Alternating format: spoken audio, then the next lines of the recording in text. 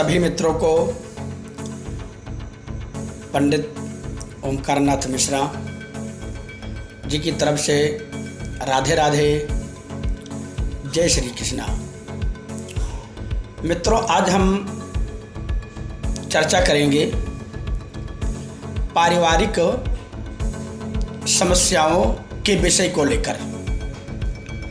जैसा कि हम देखते हैं कि परिवार में पैसा चारों तरफ से आता है, कमाई अच्छी होती है,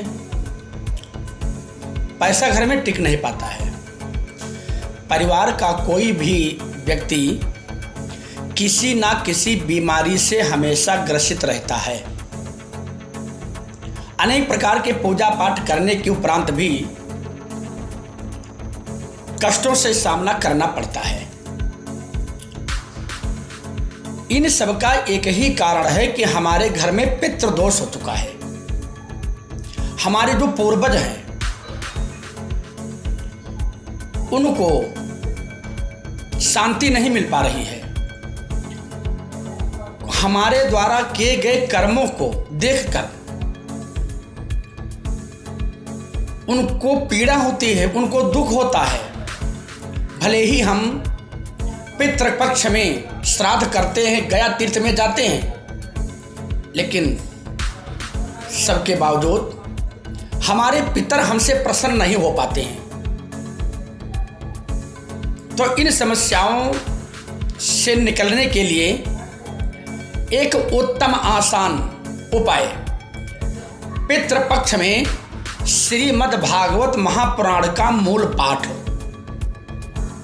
यदि हम करवा लें तो पितृदोष से मुक्ति मिल जाती है। हमारे पितृ देवता प्रसन्न हो जाते हैं और हमको आशीर्वाद देते हैं।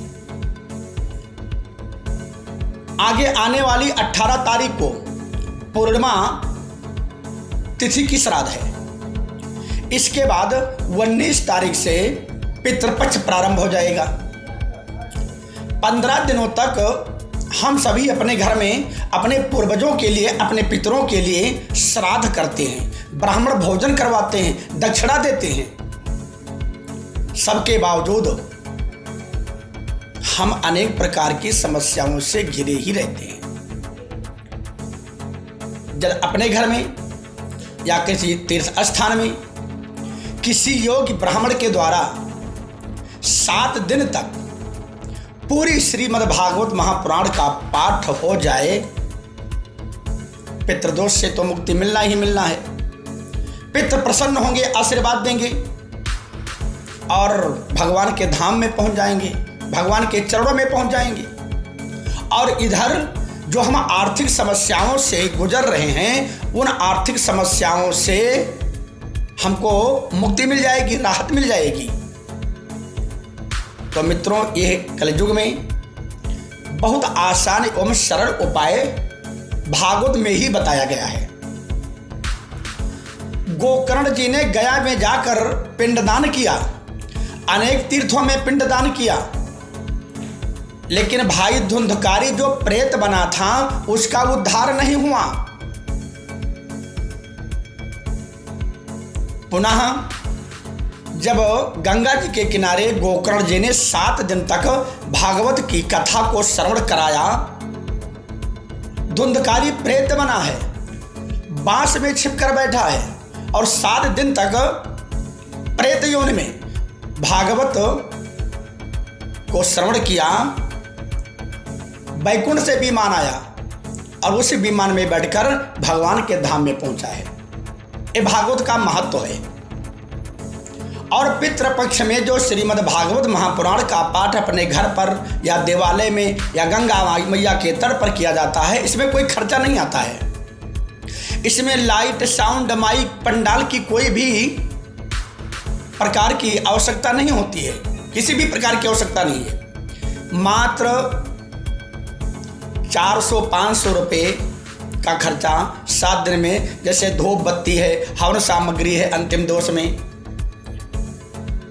10-20 रुपये का कपूर आरती के लिए, यही खर्चा है। हाँ, मान लिया कि आप कोई योग्य ब्राह्मण से भागवत का पाठ करवा रहे हैं, आपके पास जो श्रद्धा है आप दक्षिणा देकर उसको विदा कर सकते हैं। वैसे जहां तक मेरा मानना है, जो मेरा विचार है, तो मैंने तो संकल्प किया है कि जीवों का उद्धार हो, मनुष्यों का उद्धार हो। घर में जो उनके कई प्रकार की समस्याएं हैं, उन समस्याओं का निस्तारण जब मेरे माध्यम से किया जाए,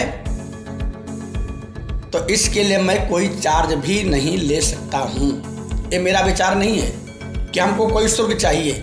कोई अपनी श्रद्धा अनुसार देना चाहता है तो दे करके सम्मान के साथ मेरी विदाई कर दे। हम प्रसन्न हैं और प्रसन्न रहेंगे। मेरे द्वारा किए गए कार्यों से कितने लोग प्रसन्न हैं, जीवन में यही महत्वपूर्ण होता है। पुनः एक बार सभी मित्रों को जय श्री राधे, जय श्री कृष्णा।